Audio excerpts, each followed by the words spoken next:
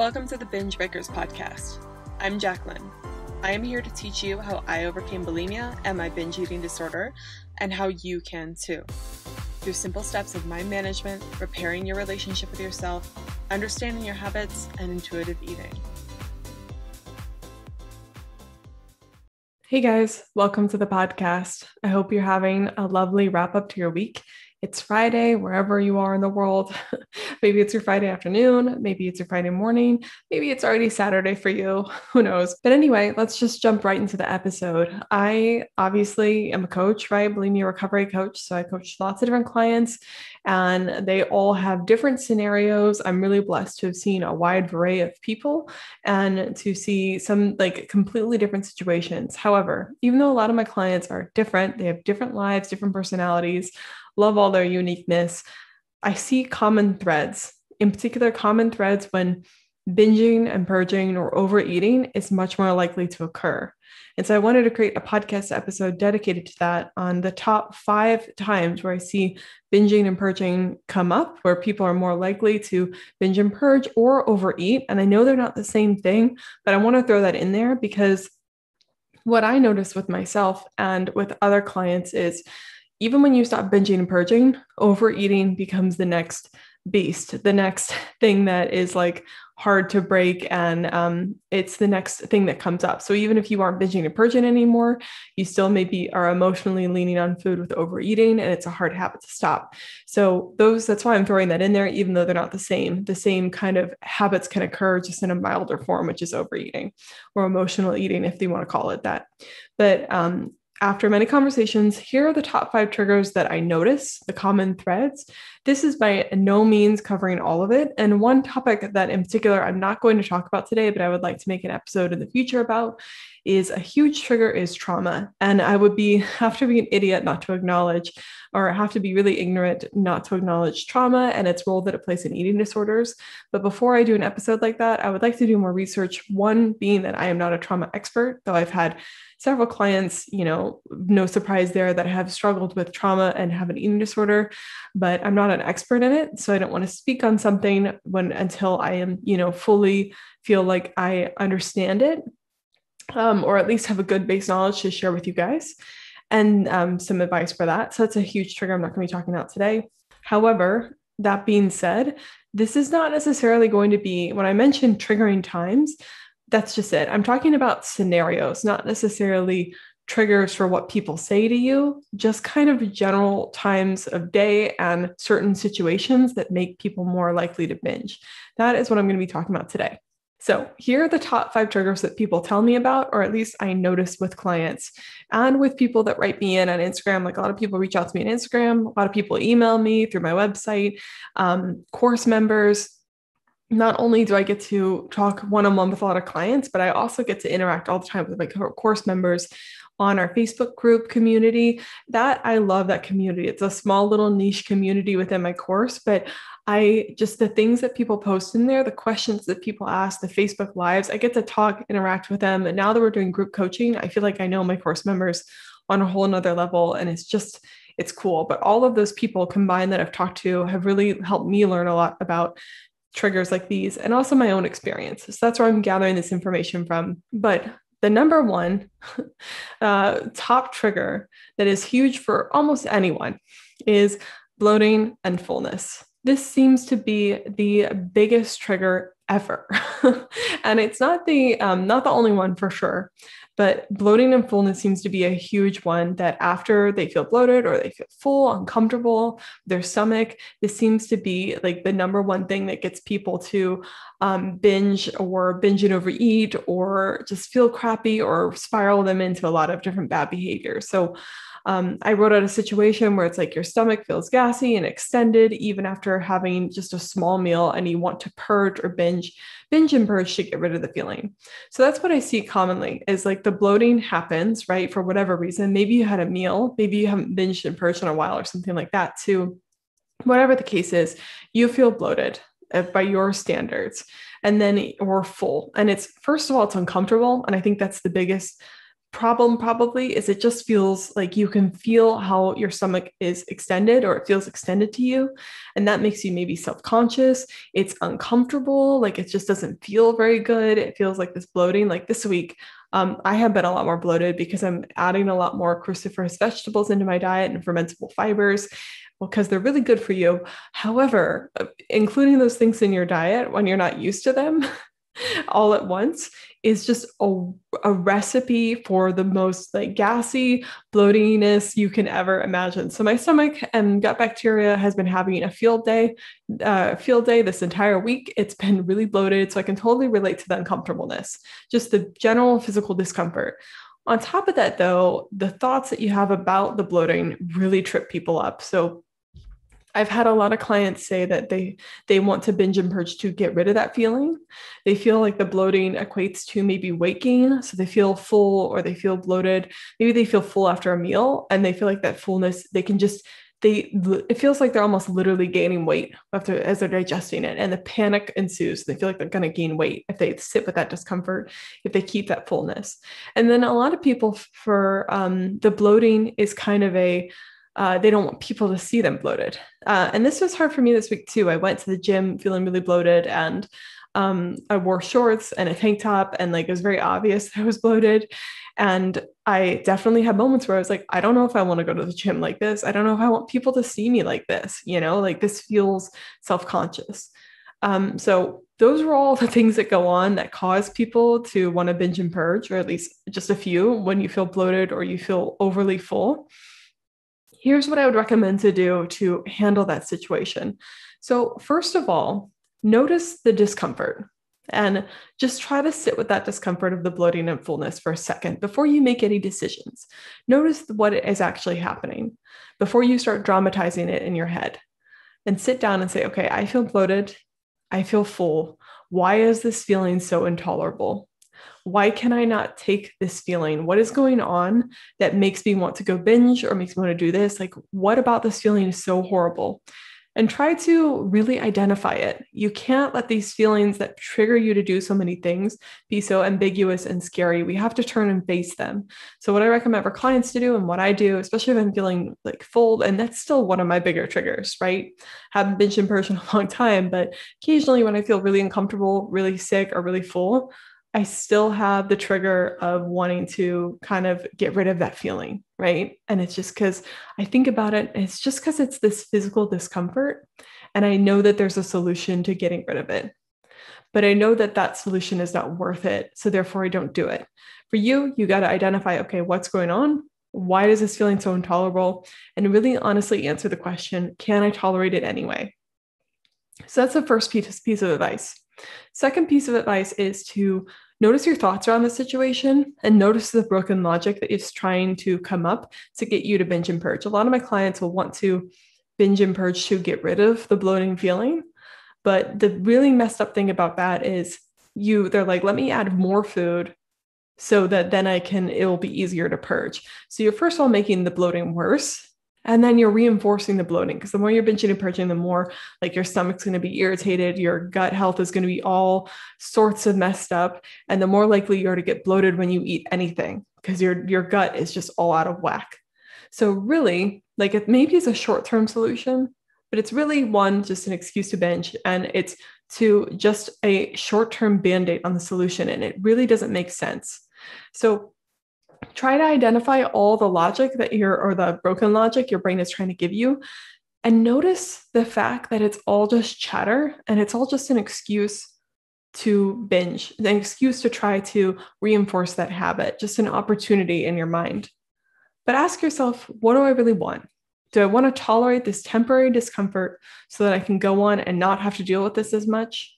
And just like, what would a normal person do? A normal person would just sit and think, okay, I'm bloated. It's no big deal. Like if you ever think of Thanksgiving in America, when I talk about this, I have this picture of my uncles who would eat way too much on Thanksgiving dinner. And then their stomachs would be like super extended because they ate way too much. And they would just pat their bellies and be like, oh, I overate. I'm really tired. Man, that was a big meal. That was really good. And then they move on. And that's crazy for us that struggle with eating disorders. You're like, how can you move on? But it's because they think, one, it's a temporary state. It makes sense because they had a bunch of food and they're not overly concerned with the weight gain. But I'll tell you something else. Bloating and fullness does not equate to weight gain. And if that's one of the thoughts in your head, you have to reel that back in. Now, if you just had like, a large binge, of course, totally like maybe some weight is going to be gained from that. But if we struggle with bloating with anything. A lot of you guys will just eat a carrot and feel bloated, right? Think about what you actually ingested and understand that energy in versus energy out, while it is part of that, you're not going to gain tons of weight from feeling bloated. It's really just over accessing calories. And try to calm your brain down and think, if we can sit with this discomfort, this will create less weight gain later on, because we'll actually manage when we feel overly full, and we'll learn from feeling overly full instead of just putting a Band-Aid over that overly fullness, right? Instead of just getting that quick fix. We want to take the hard road right now instead of taking the easy road. And binging and purging, I would argue, is never really the easy road. It's really the treacherous road that is covered somehow with like rainbows and daisies. And the last common thread that I want to talk about with binging or with bloating is that a lot of people worry, what will other people think? What will people think about my stomach? Like, what will they say? And the first thing I want to offer to you is it's not their thoughts that you care about. It's your thoughts about what they think that you care about. So why do you care so much what someone thinks about your stomach? Like, why does that bother you so much if someone comes up to you and says, "Why your stomach's extended?" And that's kind of gross or something, and then moves on, as if someone would say that. But let's say that they did, for argument's sake. It bothers you because you think that it's true, and you think less of yourself if you look that way or you appear that way. Why? You have to answer that question for yourself. But that's kind of where it's coming from. When I was going to the gym this week and feeling bloated and uncomfortable and all that sort of stuff, my initial resistance to it, when I really sat down, was like, why do I care what these people think? I was thinking they would think less of me, and they would think that, maybe I don't really deserve to be there, or that I had eaten too much, or that I was gross, right? And all these beliefs aren't necessarily true, but it actually was what my brain had said. And it really just spoke volumes about what I thought about bloating, really, when it pertains to me. And so I had to sit myself down and be like, Jacqueline, first of all, that isn't necessarily true. And who cares what these people think of you? Why are you wasting your time thinking about what some strangers at the gym think about you? And if they are thinking these things about you, do you really want to associate yourself with these people? Why are you basing your life and what you do and where you go out based on what other people think? This is not how you want to live your life. And this is not what we want to care about. And this is not what we preach to people, right? We don't tell people to care about how we look to an extent that it discourages you from going outside. I really had to sit down and seriously think about the bloating and the fullness and think, I'm doing this for my health. One, I'm bloated because I'm trying to eat healthier, right? I'm trying to make better decisions for my body long-term and go through that immediate discomfort. These people know nothing about me. And even if I'm bloated like this for the rest of my life, even if I gain 20 pounds, whatever, I am worthy of being here. I deserve to work out. I'm not entitled. I shouldn't say that, but like, I can work out because I want to. I can take up space because I want to. I'm allowed to be here, right? Because I'm a human who can work out if she wants to, and she can work out while she's bloated. Doesn't say anything about my health. It's a normal, bloating is a normal part of eating. Like, even if you're not bloated, if you eat anything, your stomach is going to have some sort of space taken up in it. Your stomach is going to expand slightly. Bloating is not the devil. So really take a look. If I want to review all of that, first of all, sit with the discomfort, ask yourself really why it's so uncomfortable, and notice your thoughts on the situation. Are they really true? And why does it bother you so much, especially when it comes to what other people think of your bloating? But I promise you a few things. You can tolerate that bloating and fullness. It's not actually as bad as you think. It won't lead to 1,000,000 pounds of weight gain. And the more you can learn to tolerate it, the easier it will become for this not to become a trigger for you. And bloating, I know, like, if you're really attached to that lean, flat stomach look, really ask yourself why. Really get down to the nitty-gritty of why. Like, why do you have to maintain a flat stomach at all times? And I was asking myself that very question, earlier in this week. And it was all for just, vanity. It's just me trying to manipulate the way other people saw me as this flawless being. So it's as if a flat stomach means that you're perfect, right? It's all not true, but really diving into that logic and understanding, oh, this is why I'm thinking the way I'm thinking. And then what are we going to believe now? What do we have to let go of? Is a better question. What do you have to let go of in terms of bloating and fullness and your thoughts around it in order to move on? Because I promise you, binging and purging is not the answer. So that's the first big trigger. The second big trigger, and actually the second and third one, they're a little bit different, but second one is unstructured time or free time. And then the third one is being alone. So unstructured time, I described it as a weekend day where you have no obligation to be anywhere or do anything that can easily turn into a food frenzy.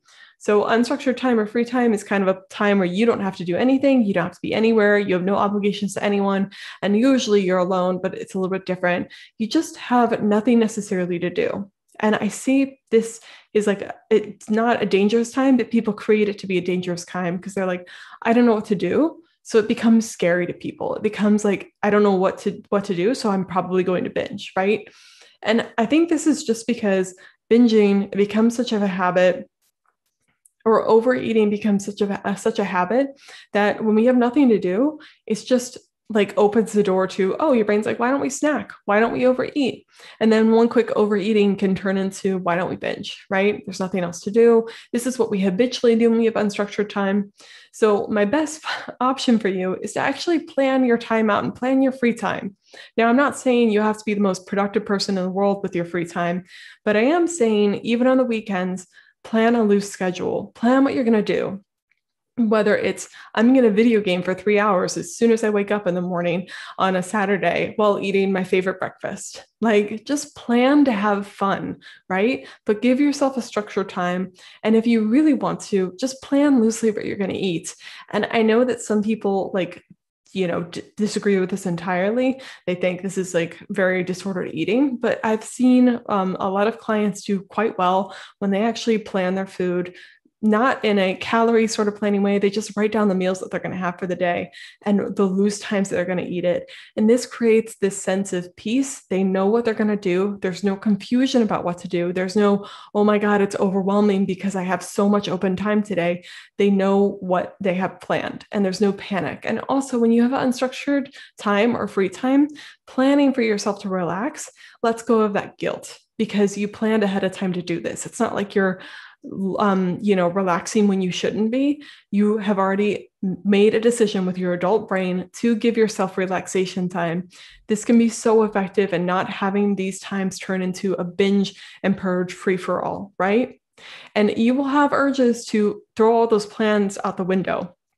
So I really highly recommend you make those plans enticing, enjoyable, and fun, and try your best to stick to them. And as soon as you fall off the wagon, get back on the wagon. So how I plan my time is I write all my to-do lists out on Monday and sometimes Sunday evening, and then I put as much as possible into the calendar. And I do plan things like watching American Horror Story with my boyfriend. Like, we've been binge watching that show. So we're watching that, I have that each night laid out at like 8 o'clock. We start watching American Horror Story. And then I also plan when I'm going to walk the dog and when I'm going to like take a shower after walking the dog and when I'm going to work out. And I also plan appointments and I plan journal time. And during the weekends, I plan video game time and walking and going out to eat, all that sort of stuff. And those plans can change over the weekend. They're a lot more flexible, but at least gives my mind kind of a time to a peace of mind to know that there's a structure, even if it's loose. So I highly recommend for unstructured time, you actually plan your free time and plan what you're going to do. Don't let it be this big, ominous, dark, scary thing. You can totally there's so many opportunities in there, and it doesn't have to be a binge free for all sort of pandemic over the weekend. So that's what I would recommend for that. And then being alone, that is a huge trigger for people. So being alone can be similar to unstructured time or free time, but it's a little bit more specific because being alone, I described it as suddenly you find yourself at home after your family has left to go do something. There are cookies in the fridge and you can't be trusted alone with them. Like suddenly you're alone. It happens out of the blue and you just don't have anything else to do and you don't trust yourself. And I think this is the key thing that needs to change is First, try to change your mindset around alone time. You can't go your whole life without being alone. And if you try to do that, that's going to be extremely exhausting. I have been there. I did it for years. Even when I was alone, I would constantly, as soon as I was alone without input from other people, I'd be desperately trying to put my earbuds in to try to put some noise on because I didn't want to hear my own thoughts. It was complete insanity. I was just like so good at avoiding myself. I'd always have something on the TV just so I didn't have to be completely alone. And sometimes in moments where I wasn't alone or I was alone and didn't have any sound, like occasionally when I couldn't sleep at night, that's when like my mind would just race.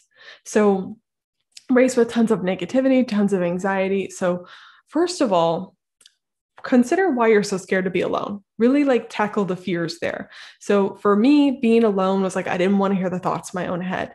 I didn't want to think about my problems. And if I let myself be alone, if I didn't distract myself at all hours of the day, then my mind would just dump hell on me and all the worries that I had for my life. And every single thing that I wasn't doing correctly, it was going to come up if I let myself be alone.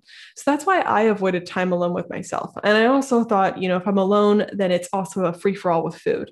I have to go binge food if I'm not distracting myself. So whatever your fears are when it comes to being alone, answer them. So try to figure out what they are.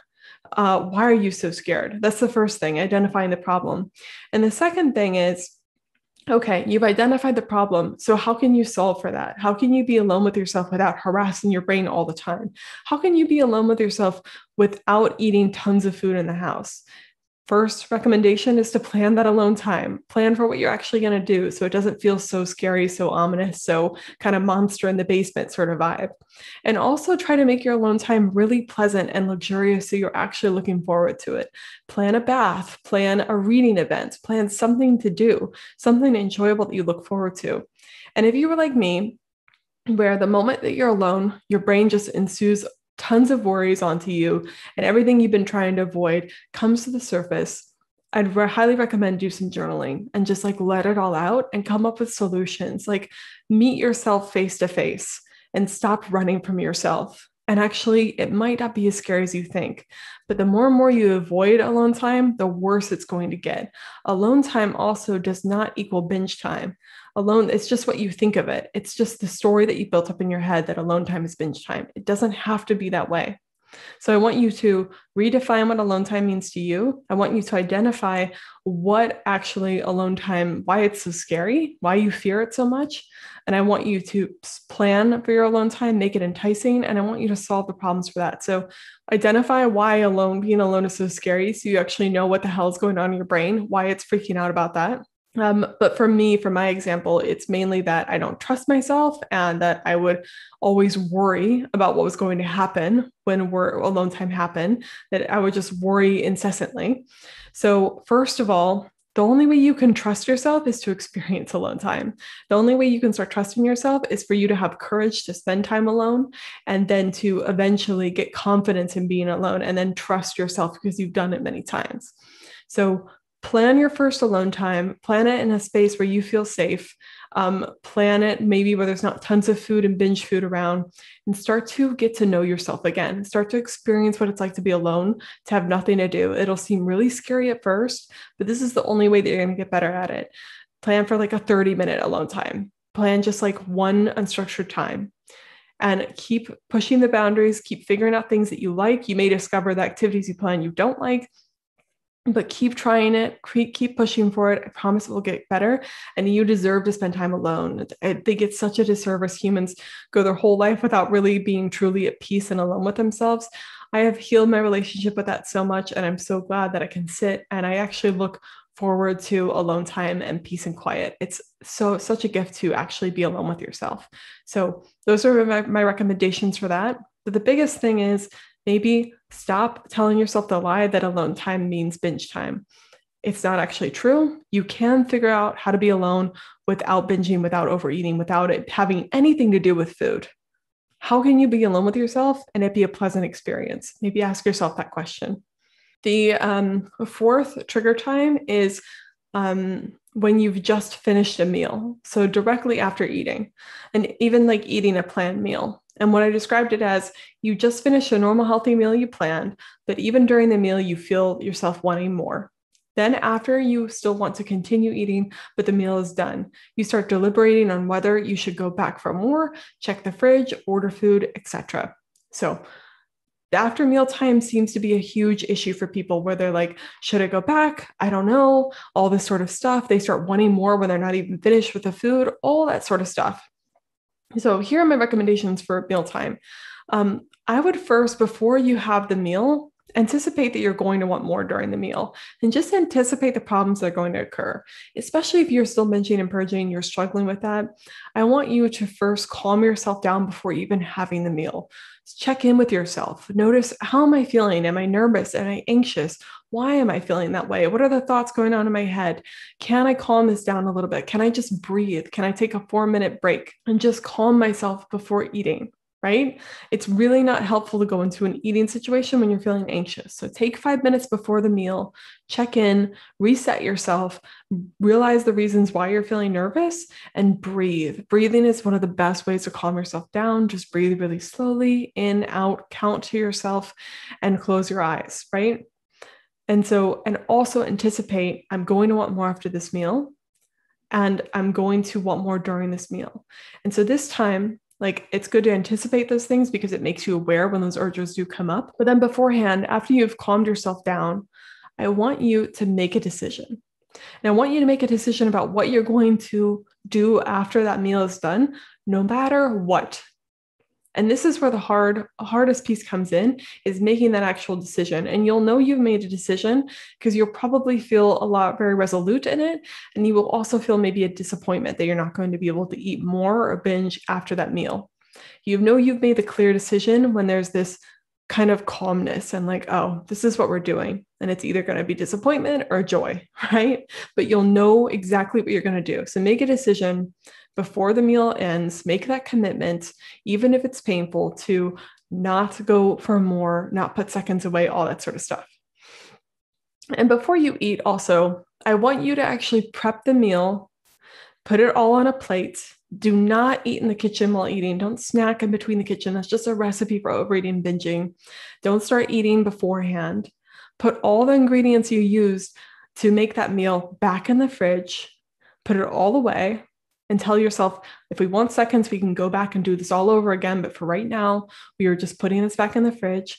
Then I want you to take your meal to a separate location, and I want you to sit down and eat the meal there. And if you want seconds, you can go back and do it all over again, but do not give yourself the extra obstacle of starting to eat in the kitchen and leaving things open so you can easily go back for more. Put up that friction, put up that barrier so that it makes it harder for you to go back up for seconds.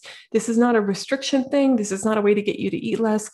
This is just a way for you to sit down and eat your meal without it being distracting, without it being like this frenzy, just being you and the meal in front of you. You can always go back for seconds. It's just a way for you to stop yourself and make a cognitive-based decision on what you actually want to do versus your urge brain. Now, during the meal, I want you to actually practice slowing down. This is going to seem so stupid and frustrating, but I want you to actually put the fork down in between bites.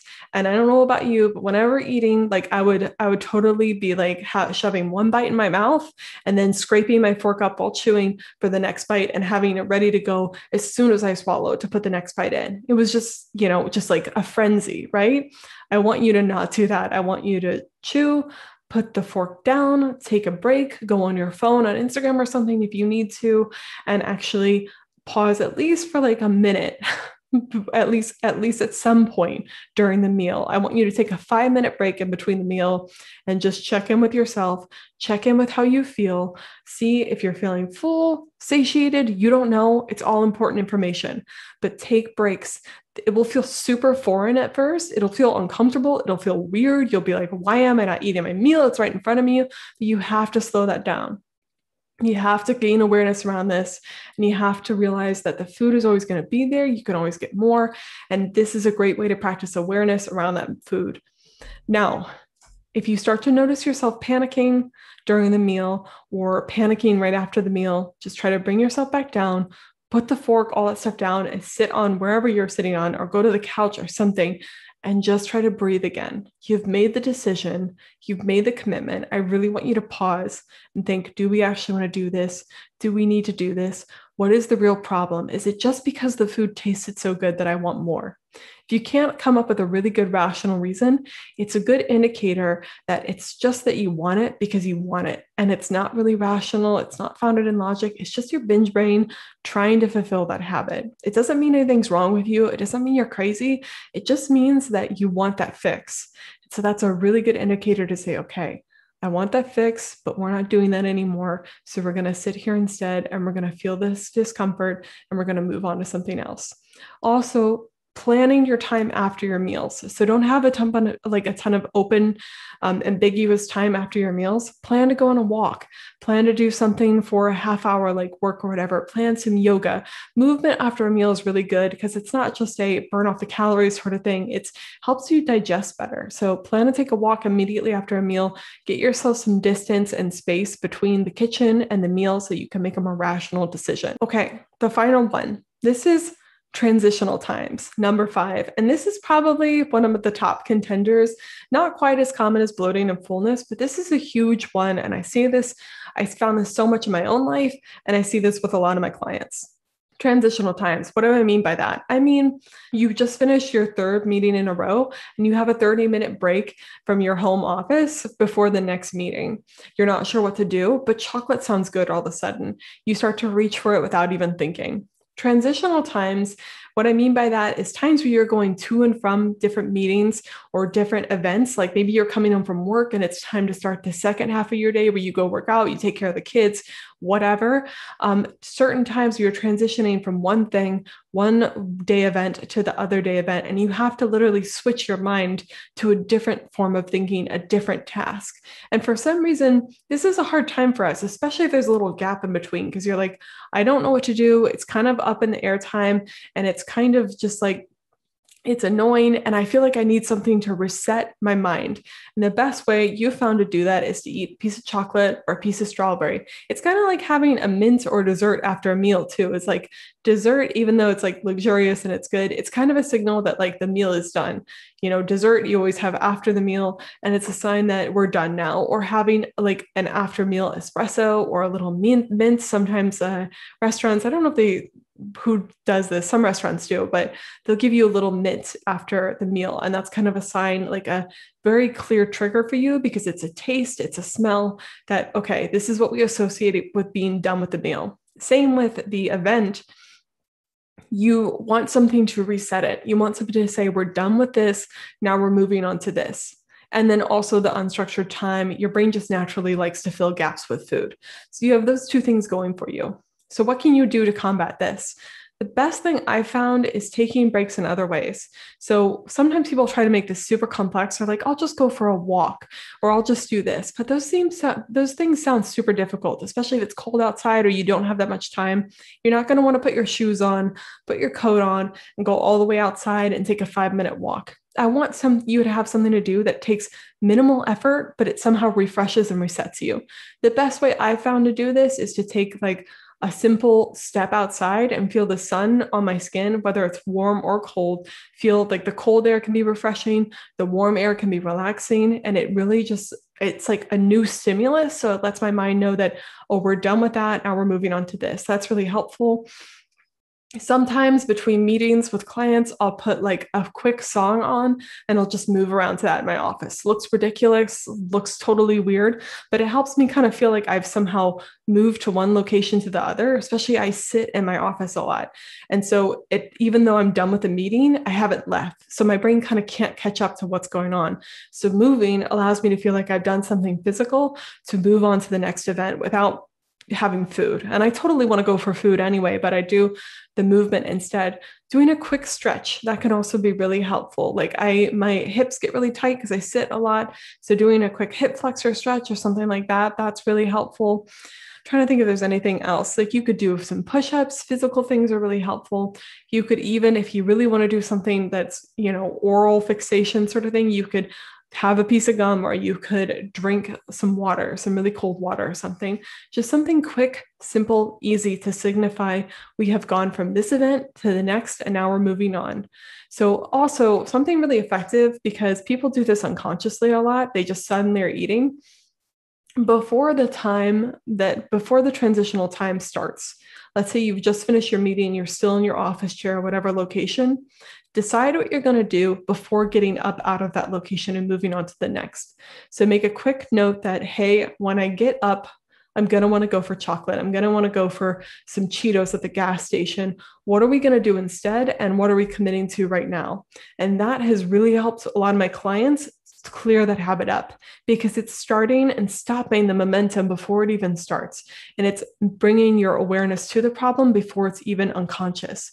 So it takes you out of autopilot and it makes you use that cognitive brain, and you get the habit stops before it even starts. So that's what I recommend for transitional times. Okay. That was my top 5 list of common overeating, binge eating times.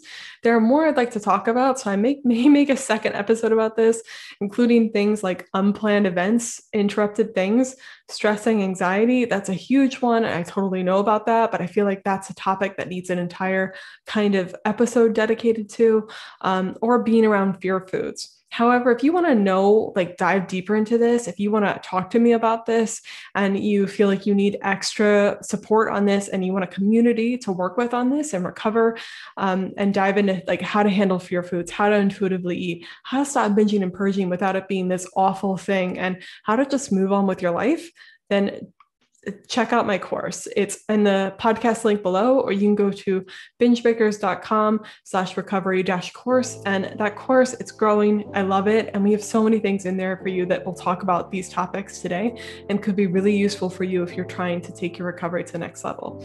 So if you resonate with this podcast and you want to go to the next level, definitely check this out.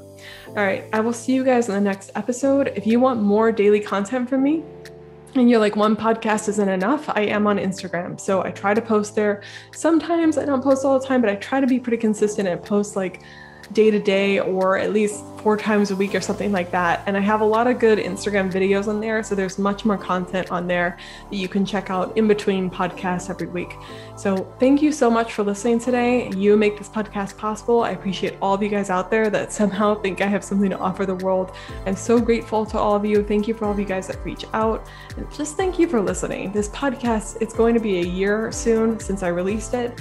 And I just think that's bonkers to consider. And it's all because you listened that I was able to continue. So thank you so much. I'll talk to you guys next week. Bye.